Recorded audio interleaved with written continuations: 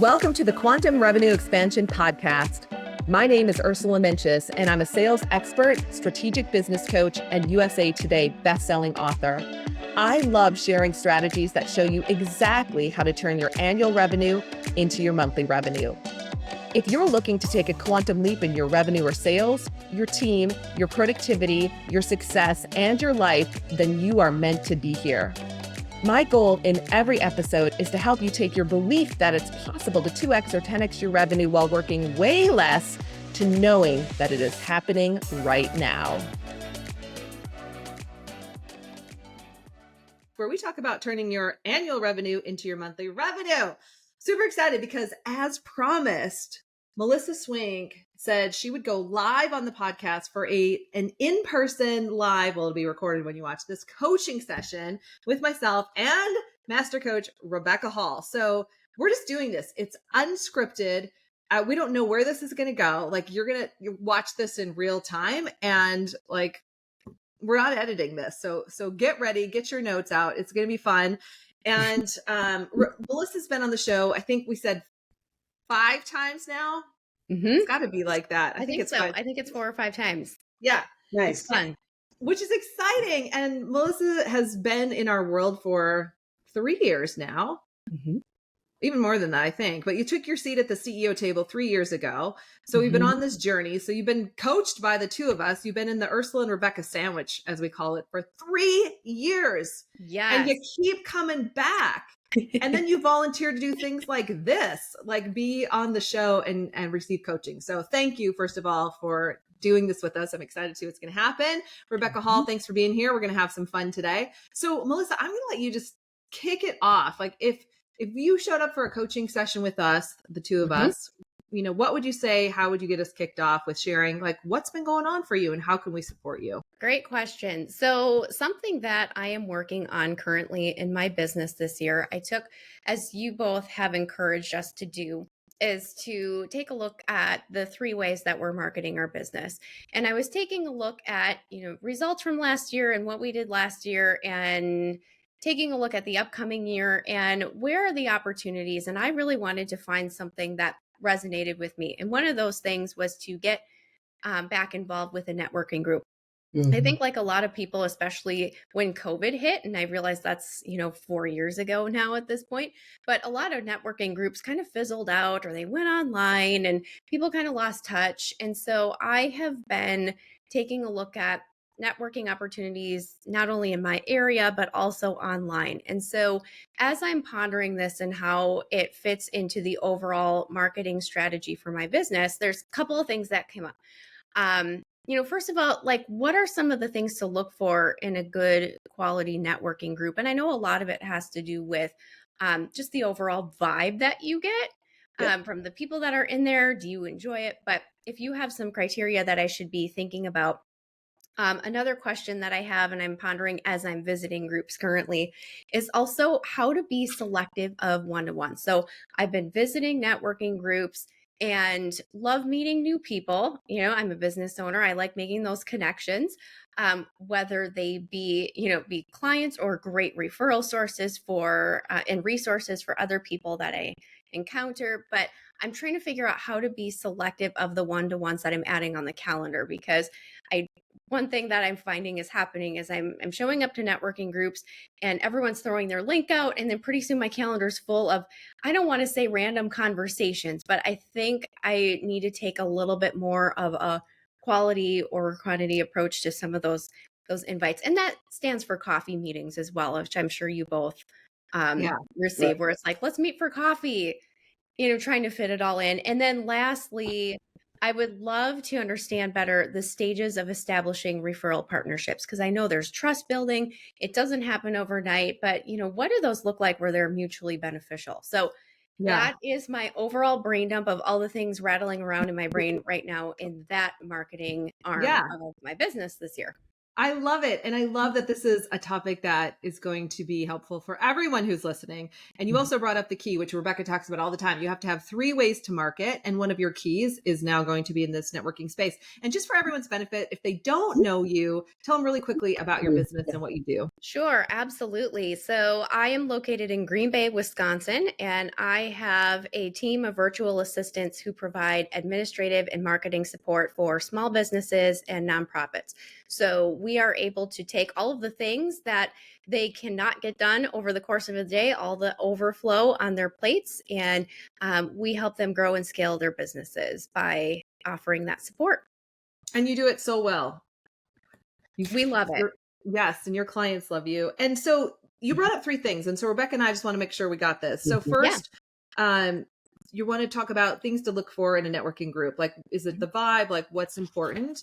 And then you said how to be selective on those one-to-ones, or those when someone says, hey, can we have coffee? Or my favorite, hey, Melissa, can I pick your brain? Oh, Yes. And then third, what are the stages of establishing like referral partnerships? Is that accurate?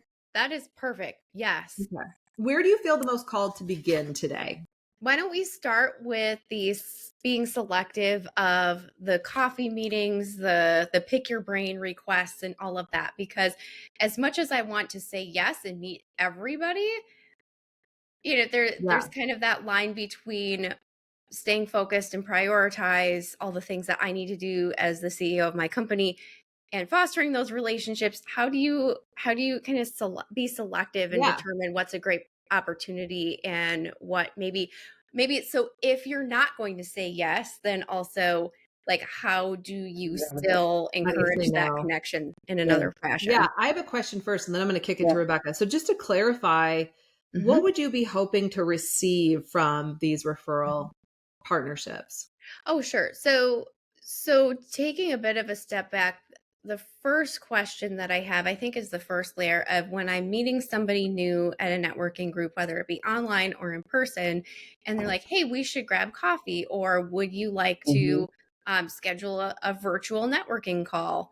How do you select who you say yes to? And if it doesn't feel like a yes, where, maybe what they do isn't necessarily something that I think that I can provide value for, or it might not necessarily be a fit for a potential referral partnership, where do you direct them otherwise? So when you go to the networking meeting, if I recall, everybody says, here's who I am, here's what I do. If you're a direct referral partner, right? Like there's some that are more like a NABO would be, where you're not expected to give referrals, but then there's some that are the direct referral group. So it kind of depends. I think part of it is setting the stage, right? It's like, why do we go to networking? Yeah, for sure. Networking, hopefully, thankfully, I've seen it happen over time, has kind of gotten away from speed dating, right? Where you go to a networking to sell everybody else your stuff. Yeah. And so part of it is, I think you can kind of control the narrative a little bit when you introduce yourself. And, or it's like, hey, I'm here. And when you talk about, how do you choose one in the first place? Like I would choose one that has complementary services and products that probably my target market or someone like 1 degree away would want, right? It's like, how do you collaborate? And when you think about how you collaborate anywhere else in life, some of your best friends in the past might have come from a job you had. And, has anyone here had a job and you create this tight group of people and you go out after work and blah, blah, blah, blah, blah. And then the second that person quits or you quit, you don't really talk to those people anymore. Right? Because what you shared in common was the job you were doing all day, even if you were in one part of the company and they were in the other. Another good place is kids, right? Like if you have young kids, I'm going to look for other people that have young kids. So maybe try and narrow it down a little bit more to them not just being other business owners, but other business owners that serve a certain percentage of the population or a certain demographic or a couple of demographics that would all, because that's how you build those relationships is you have something in common. Yeah. So that'd be number one. For a second. Let's stop. Yeah. So Melissa, who would that be for you? Yeah, that's a great question. I think if we're looking at potential referral partners, it would be complementary businesses to my own. So It might be bookkeepers and accountants. It might be SEO or web developers, Mhm. just maybe people Yeah. who serve a similar audience and clientele as me, but Mhm. we don't offer competing services. Right. Well, And I'm I would say curious, size of business too. where Okay. have your best referrals come from? Like to date, like when you think about it high level. And this is good for Mhm. everyone who's listening, right? Like where have your best referrals come from? Yeah, I would say, current clients, certainly. That's always Mhm. great.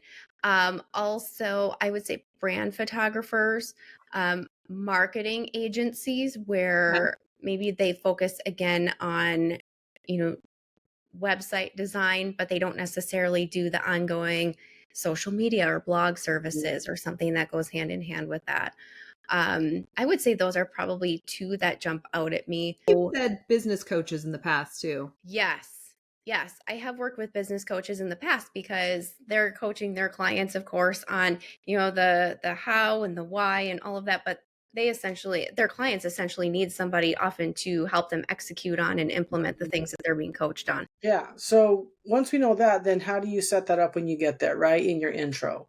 And we've talked about it before where it's like, hey, the goal is really to create 1 to 3 really good connections there. So if you were almost to think about like what questions you would ask. So if I came up to you, I'm like, hey, Melissa, I love what you do. I think we should get together for lunch or we should get together for a little virtual whatever. Say, Mhm. great, what did you like?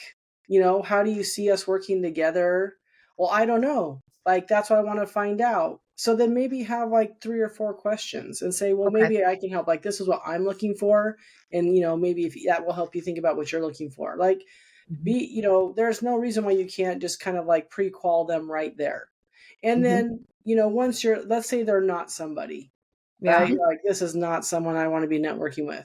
It's actually okay to be like, I'm actually not seeing a fit at this moment.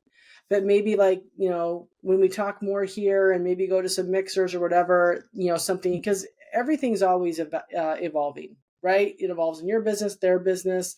So you might like, hey, I don't see an opportunity right now, but maybe, if we keep communicating or we can share some things like, here's my website. Let me send you this free tool that I give people. What do you have? Send me something. And then you can kind of go into it a little bit more. So then if they're a no, then it's just a no over time. Mhm. And if it's a yes, then you understand like when we go to the next thing, this is what Ursula says all the time. What's the next step? You got to know what the next step is. So if it's a yes, then what do you want to have happen that now that you've blocked that time out in your calendar? Like, what is the result? Like, Mhm. hey, Sure. we'd like to meet and I'd like to learn a little bit more about you and me. And, I want to share with you what I'm doing. I want to hear what you're doing. And I'm looking for a collaboration there. If we can create something. And a lot of times it's not going to be a permanent situation where it's like, well, now we're besties, let's get married. But it might be like enough where you see the possibility of doing like one activity. Like, why don't you be on my podcast? How about I be on your podcast? Like, let's put our toe in the water, and if you Mhm. can get someone that's like vibing with you on that, then that's probably a pretty good thing. Okay. But when you're looking at your time and you're going to these networking meetings, say, hey, I'm going to block out, 3 appointments a week for who I meet at these places that are qualified. And then you're not feeling like your time's getting taken away from you. Can we talk more about some of those other opportunities and maybe provide some more examples? Because I like where you're going with that, with, kind of pre qualifying the people who I ultimately end up meeting with. And if they're not a fit right now, maybe asking them to send me some more information Mhm. about their services and likewise doing the same. Um, so I would love to hear a little bit more because I think where I struggle is great, we had coffee or we had a meeting and we had a nice conversation. I asked about the types of services they provide, who they work with. I've done the same.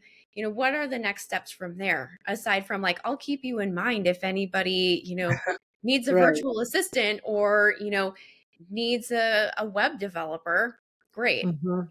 Right. So I would, again, don't be afraid to like throw something like that out there where it's like, hey, I feel like there's a lot I understand about what you do. And they're like, yeah, I do too. It's like, great. So what would be some ways that we could work together if we were to just test it? Like, it doesn't all have to be on you to be like, oh, now I got to solve this issue. Like, Mhm. ask them. And Mhm. and you might even say, Well, so I really love what you had to say. I think that we kind of serve the same person. I think we can be complementary. I'd like to try something. I have a podcast. I'd love to interview you on my podcast. Let's see what that does. What do you have? Mhm. We toss the hot potato back to them. But it's something that you guys need to decide together. But I would definitely, when you're meeting them, like, hey, just so you know, my objectives are to learn as much as I can about you. I want to share what I'm doing. And like, I want to find at least one thing we can do after this that would help both of our businesses. Okay. Beautiful. And I And like then go ahead. co-create it. Yes. Don't put it all on yourself. I think, Mhm. Rebekah, you and I have seen so many of our clients where we've had to kind of back out of things where they've taken it all in. Like I can think of one client who set up 10, this was a while ago, but she set up 10 meetings with Mhm. her clients for a referral partner. This client probably made, I don't know, 100 grand from these clients or Yeah. more, and then didn't reciprocate. And Mm. this person was kind of mortified. And the problem was that when we dissected it, is there wasn't an expectation up front. There wasn't a clear plan. And so this is where, to Rebekah's point, it's like, let's co-create the next step together that benefits us mutually. I'll give you an example. Literally today, I was invited to be on a summit. And I was talking to this woman and we were really vibing. I was like, this is someone that I could do a lot with. And I was excited and we were chatting. And immediately I was like, after, because, she's putting me in front of hundreds of thousands of people, I said, I'd love to have you on my podcast. Let's promote your summit there and kind of see where it goes. And she was delighted. And then after I said that, she goes, you know what? I'm going to take your interview and I'm going to put it on my podcast and give you additional exposure because I really like what we're talking about today. And that's where that, when you find the right people and it's the right fit and you have a shared audience, you just get this kind of back and forth. Yes. One thing that really helped me in the past too, when I was deep into referral partnerships, I'm now like, we're building them again. It's just like, to your point, like, I think Rebekah, you said this since COVID, like things have been different. Right. And so it's like, I feel like we're all kind of rebuilding different things, but in the past, what helped me a lot was once like this example today, this woman, I want to talk with her more regularly. So if that means we're going to connect Mhm. once a month, just to have a conversation. And the conversation is, to Rebekah's point again, how can we mutually support each other? Like, what do you have going on? And this is where it's important to be kind of direct and say, listen, I'm building referral partnerships where, in some states you can't say partnerships. So let's say relationships where Okay. we're going to mutually support each other over time. And I just see you as someone that we can do that. And we're going to get started like this. And over time, it would be great if every month we sat down and looked at, like, because maybe I can refer you to somebody else's podcast, or maybe you have a speaking engagement you think I should speak, right? Like then it just keeps moving it forward. So I'm curious, how is this landing for you, Melissa, and what might be missing from that for you? Yeah, no, these are all really helpful things for me to keep in the back of my mind. And yeah, I have run into that where I'm like, great, we should do a joint venture. Let's do an event. But because I have the team that can do a lot of the deliverables, then, I have my team doing all of these things. And essentially, my guest only needs to show up, which, is great on one hand. But then sometimes if they're not bringing enough, maybe if they're not inviting enough people to the event or they haven't been promoting it as steadily, then it definitely feels like more of the work falls Mhm. on my shoulders. And so that was helpful where maybe that's too much, Yeah. from in the beginning, maybe testing the waters of having continued conversations on a more regular basis or doing a podcast exchange or guest blog or something like that. Maybe it's more of taking those baby steps rather than jumping into a large event sort of I'd situation. ask them. I'd say, how have you been marketing your business? How are you getting clients right now? Like that Okay. might help you identify like what their efforts have been, because if they're like, oh, I mean, I just like find people to be on their podcasts, like now you know that they're not active, like they don't have a team, they don't have a strategy, Sure. right? Versus it's like, well, I do like 5 events a year and I have a blog and I do this and I hold these Instagram live, now there's something happening. Sure. And so Yep. that can kind of help you. So I would just flat out ask them, like, someone's like, well, tell me about your business, tell me about what you do, who you work with. So, how are you getting clients currently? Like, what do you find that's working well for you right now? Mm-hmm. Yeah, and that actually made me think of something else too. What are some of the questions that the two of you like to ask when you're having a first one-on-one meeting with somebody? Mm-hmm. Yeah. So we want to make sure that it's a similar size business. I was going to say this, like some of us, we see these, business leaders and it'd be like, oh, it'd be great to partner with them. Well, they might be getting so many requests or they might already have established partnerships. We don't, know that for sure. So Mhm. it's often easier to find businesses that are of a similar size or your best guess. It's like where you're kind of equal, right? You're kind of equal Yes. in the business journey. So those are questions I'd ask, like, how long have you been in business? How many clients do you have? Like, how much are you looking to grow this year? Mhm. um to Rebekah's point, like how are you marketing right now? Like I'd want to know what their current strategy already is, and then Okay. if does it make sense for us to partner, and this is where digging a little bit deeper is really important. And I would even say, listen, Melissa, I don't want to waste your time, right? Mhm. I want to make sure this is a fit and this could be mutually beneficial. Now let's say if it does move a step forward, I wanted to add this, and you're going to do an event together, because I think this happens a lot. Mhm. One thing to keep in mind is that a large event doesn't mean large results, because sometimes we could just register a bunch of people, but they might not be ideal clients for me or for you. So then it's a waste of time. Mhm. Sometimes smaller roundtable type events where, I hand select 10 people I want there and you hand select 10 people that you want there, because literally I think they could benefit from your services and you think they could benefit from my services. And we create something really important together. But I'd be really clear ahead of time on how many people we want coming to the table. And I would track it, like really look at the registration. So all that to Got it. say, it's like from the beginning, similar size, like just we're in alignment with how we're wanting to grow, the size of Mhm. our business, the kind of clients we have, so that our expectations are very clear and also similar in terms of what we want to create. Rebekah, what would you add to that? What's important to Yeah, I you? think like attracts like. And Hmm. like I pointed out earlier, anytime in life, we are always looking or we're getting the most traction with people that share something similar to us. It's always nice to meet a celebrity and tell them how much you like them or what they do. And then after like 10 minutes, you're like, okay, now what? Like, what do you really share in common? Right. And Right. Right. so I think it's just super important. And don't Hmm. be afraid to ask those questions. Like, everybody's in business. Like, sometimes it's Yeah. like, I don't know, like we think we're trying to be accommodating instead of like, just get to the point. Like, this is what I'm looking for. Mhm. If I can help you, I will. And if you can help me, I know you will. But really, I'm looking for some very strategic partners where we can collaborate, over time and really help build a nice referral strategy for each other. Yeah. Cool. Awesome. This has been really helpful. Well, Cool. Melissa, okay. So we talked about the stages of establishing the referral partnerships. Do you think we Mhm. covered that? To the fact that you really have to figure out what is your goal Yeah. ultimately and who are you looking to connect with. I think those are two Mhm. major factors. Are there anything else that I should be looking Yeah. for? When I was doing in-person networking really steadily back in California, back in the day, I had three rules for my networking groups. Number one, I wanted to be part of my business association. And I think that's important for everybody. Number two, I wanted to be in a direct referral group.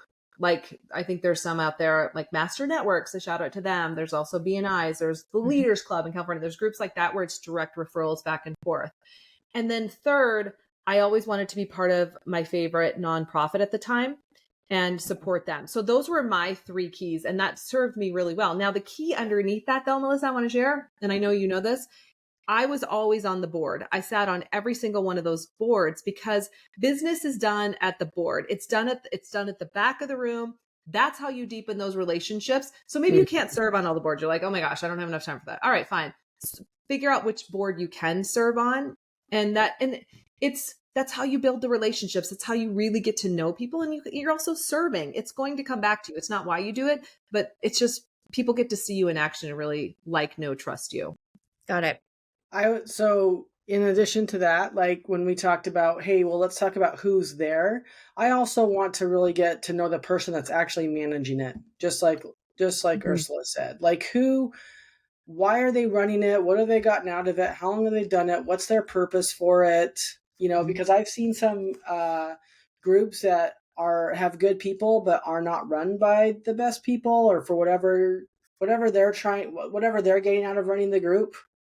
Yeah. And so that kind of trickles down. So just as important as who's in the group or the purpose of the group, like who's running it, like who's in charge, what is their vision for this networking? How do they do checks and balances on it? How do they work on membership? Like that's just as important to me as when I'm looking at joining one. Would you say that you would recommend almost having a conversation with whoever's the leader or organizer of the group and making sure that you're aligned from that standpoint as well? Yes, and definitely visit more than once. I would visit, most places let you visit twice, some more than that, but just being able to visit and get a sense of the vibes and see what's happening. See what's happening not only during the meetings, but at the back of the room. Like, are you greeted when you get there? Are they walking around and introducing you? When I was in NABO, we had our membership chair. Our membership chair knew who the new guests were that were coming, and they made sure that they took the guests around and introduced them to everybody. We wanted people to feel welcome so that they could make a decision. Maybe it was a fit, maybe it wasn't for them, but that was really, really critical. And then the other thing I would add is within that same caveat is, what are the values of the organization, and are those values in alignment with you? And when you meet with whoever's leading it at the time, you can certainly ask that question. Sure. Okay. Yeah, this has all been really, really helpful. And it's been fun to visit different groups and see, who is active in the organizations and what the vibe is and all of that. So, but this is helpful for me to make a concrete decision on which direction I want to go, because, time is valuable. Yeah. And you want to make sure it's the right fit. And I would track it. So I would have a spreadsheet where you're like, here's all the groups, here's when they meet, here's what I liked, here's what I didn't like, because everything cycles, everything evolves. And what might not be a good fit for you now could be in the future, and vice versa. So tracking. Can't say that enough. It's super boring, but like, this is what helps you understand what's happening versus what you feel happened, or, when you maybe remember or don't remember. So there's lots of opportunities, and ones that have been around a long time, sometimes they cycle groups, like people go, especially in January. That's a great time to go to networking because everybody's new, and then we'll see who's still there after March. Right. And so it's just something. Two along those lines of tracking, but before you track is when you go and visit, ask people, like, have a few conversations. You don't have to have separate meetings. We can do this during the networking time. Ask them, what are the top 3 things that you've gained from being part of this networking group? And then notice, like, is one of them that they've gotten business? So if it's a referral group and they don't mention that they've gotten business, like if it's direct referral, I'd really be wondering about that. It's helped me grow my leadership skills. Okay, that's pretty cool. Like, really listen to what they're saying and then what they're not saying as well. Okay. Yes. Melissa, what did we miss on these? I'm looking at my list. Did we miss anything? I think this has been really helpful. So looking forward to diving in a little bit further and having more of a strategy in place for the next groups that I visit. I'll start creating a spreadsheet, Rebekah, like you had said. I'm starting to keep track of the groups when they meet, what I like, not like. And also, I think I'm going to tweak the, general, coffee virtual networking call outline that I have, and update the questions that I'm asking. I think those are some of my first initial things that I need to be doing before I continue on and having additional conversations and visiting more meetings. Melissa, it's like you've worked with us before, because I was going to ask what your takeaways are, but you already nailed them. So, all right. Well, it's always a pleasure to hang out with you. And before we wrap up, I just want to say again, we love having you at the CEO table. It's just a pleasure to run with you, because you don't walk, you run. And I know our members love you as well. So you're going to be launching a podcast. Tell everybody, where can they find you? Where do you hang out? And then a little bit about the podcast that you're going to have coming out. Sure, absolutely. So easiest way to find me, melissaswink.com. I'm sure that you'll be able to post the link to that in those show notes. So it's just my name, super simple.